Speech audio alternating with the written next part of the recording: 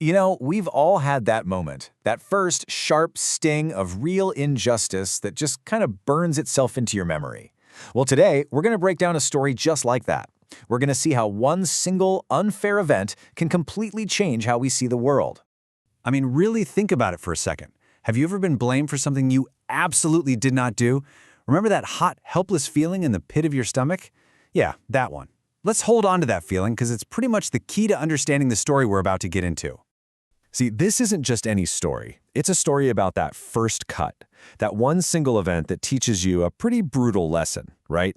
The lesson that, hey, sometimes the world just isn't fair. And the truth doesn't always protect you like you think it will. All right, part one, a favor for family. So where does this whole thing begin? It starts with something super simple, a favor for family. You know, an act of kindness that should have been totally safe, but yeah, it ended up being anything but. Okay, so let's paint the picture here. You've got a young person, and they're helping out their uncle at his little cart in the mall. This is their thing, what they do every single day after school. It's that classic teenage job, right? A way to be responsible, help out the family, maybe earn a little extra cash. I mean, everything about this setup just feels totally normal, completely innocent.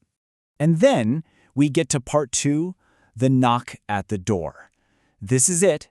This is the moment everything just changes. A perfectly normal evening gets totally shattered by one simple sound. A sound that basically signals the end of all that innocence. A knock at the door. I want you to imagine this. You're at home, just hanging out with your mom, and there's a knock. You open the door, and it's your aunt. Okay, cool. You probably think she's just stopping by for a quick visit, right? But nope. Her reason for being there is way more serious, and it's aimed right at you. And there it is, the bombshell. She just drops it right there in front of their mom. Think about that. This isn't an investigation. There are no questions asked. It's a verdict, delivered on the spot without a single warning.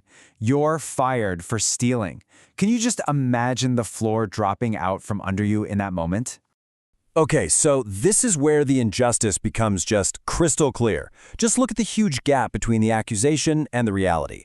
The accusation? Stealing money. But the reality? Well, the cart barely made any money to begin with, and our narrator never really handled the money anyway.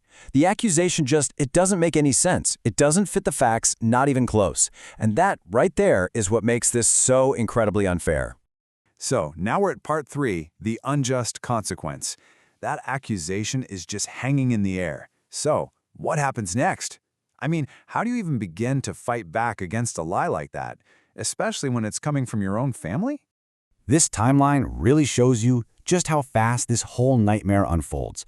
Look at this. Step 1, you're just helping your family. Then, bam, step 2, you're falsely accused. And step 3, fired. Instantly. It all happens in a flash. There's no let's talk about this, no chance to explain your side of the story. The verdict comes first, and the actual facts, well, they only come out later, long after the damage is already done. And of course, the truth does eventually come out. And wow, is it a tragic family drama. The uncle finally calls to apologize. Why? Because other cart owners had seen what was really going on. They saw the real thief. And get this, the culprit was the aunt's own nephew. He was stealing because he had a drug problem.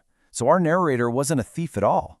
They were just a convenient scapegoat, thrown right under the bus to cover up a really painful family secret.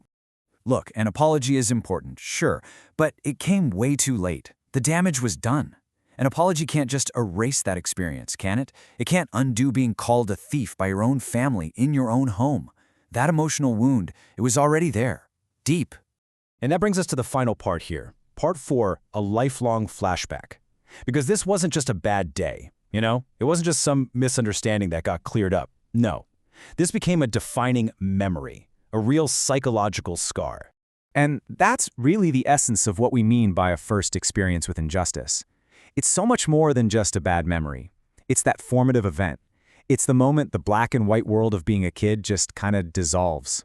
You learn some really tough lessons, that your good intentions don't always protect you, that people you trust can believe terrible lies about you, and that sometimes the world is just plain unfair. And that scar is deep. The memory of this event triggers flashbacks to this day.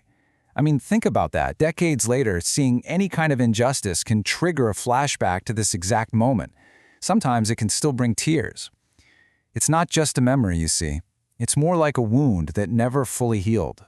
It's become an emotional blueprint for what unfairness feels like. I mean, this quote really just says it all, doesn't it? I was trying to do someone a favor and ended up being called a thief. That whiplash, going from trying to do a good thing to suddenly being branded a criminal, that is the very definition of betrayal. It's like learning that old cynical lesson, no good deed goes unpunished. And man, that is a heavy weight to carry with you through life. So that leaves us with this final, really important question to think about. How do our first experiences with unfairness shape who we become? I want you to think about your own life. How do these early, painful lessons in what's not fair, how do they change how we trust other people? How do they shape our own sense of justice and just the way we move through the world, long after the event itself is over?